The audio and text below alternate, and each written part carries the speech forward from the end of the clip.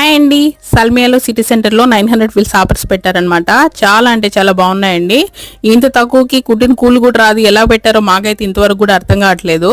ఎక్సలెంట్గా ఉన్నాయండి. Even ladies కానీ జెంట్స్కి కానీ పిల్లలకి కానీ అన్నీ కూడాను. ఒకసారి వచ్చి చూసుకున్నారంటే మీకే తెలుస్తుంది. క్లాత్ అయితే ఎక్సలెంట్గా ఉంది. ఈ క్లాత్ ఇంత రేట్కి ఎలా దొరికిందని మాకు కూడా ఆశ్చర్యం వేసింది.